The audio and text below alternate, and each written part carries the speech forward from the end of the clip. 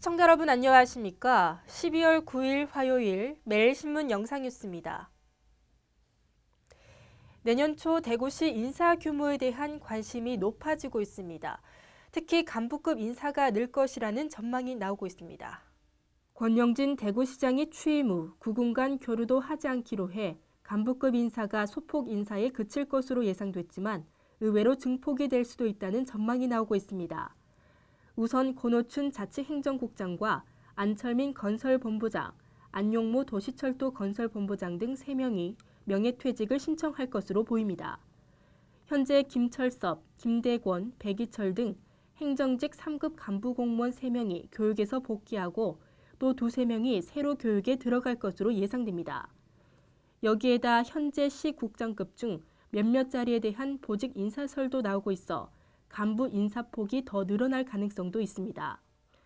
상급 승진 인사 규모는 현재로선 최대 3명 정도로 교육에 들어가는 3급 공무원이 2명이냐 3명이냐에 따라 승진폭도 달라질 것으로 보입니다.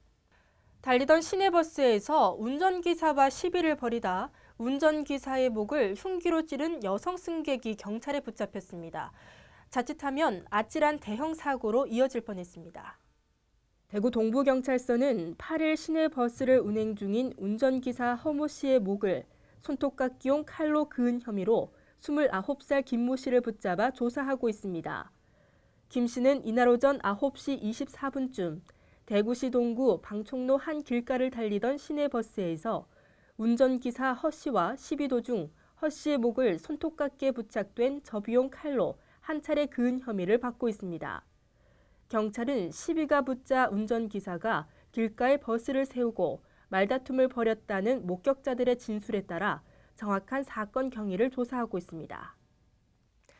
국내 정유사들이 오늘부터 주유소에 공급하는 휘발유 공장 도가를 리터당 50에서 60원 정도 인하할 것으로 보입니다.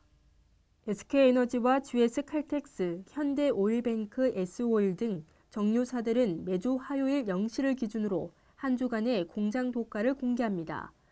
업계 관계자들은 영업 비밀이라 공장 도가를 발표 전에 미리 알려줄 수는 없다면서도 국제유가 하락에 따른 가격 인하 가능성을 인정했습니다.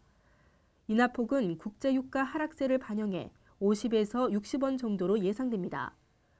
공장도 가격이 내려간다 해도 주유소들이 미리 사둔 물량이 있고 이윤을 더해야 하기 때문에 소비자 가격은 차이가 있겠지만 리터당 1,500원대 주유소 확산에 가속도가 붙을 것은 분명합니다.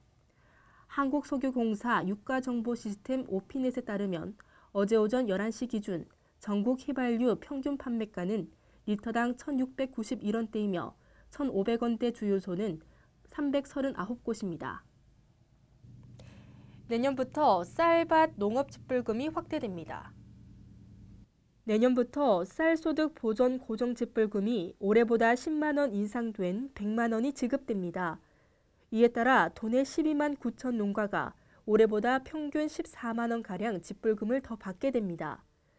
밭 농업집불금 대상은 현재 채소류 등 26개 품목에서 내년부터는 전체 품목으로 확대됩니다.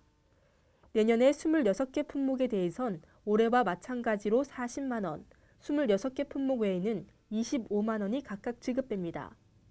이에 따라 밭 재배 농가가 평균 52만 원가량 집부금을 더 받게 됩니다. 경상북도가 구제역 차단 방역을 강화하기로 했습니다.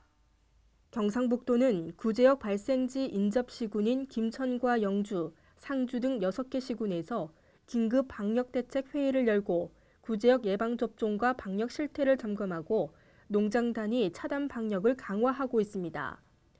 경북도는 소, 돼지 등 우제류의 사육농장 일제 소독과 예찰 활동을 강화하기로 했습니다. 또 백신 접종 여부를 점검하고 축산농장 출입 시 소독과 기록, 감독에 철저를 기하도록 했습니다. 이와 함께 백신 구입이 저조하거나 향체 형성률이 낮은 방역 취약 농가에는 바이러스 차단을 위해 백신 접종과 소독 등 방역 지도를 실시하기로 했습니다. 오늘은 눈 소식 없이 전국이 맑은 하늘을 보이겠습니다. 낮 시간대는 따스한 햇살 덕분에 대부분 지역에 영상권을 보이겠습니다. 대구와 경북 낮 최고 기온 7도로 어제와 비슷하겠습니다. 이상으로 매일신문 뉴스를 마치겠습니다. 시청해주신 여러분 고맙습니다.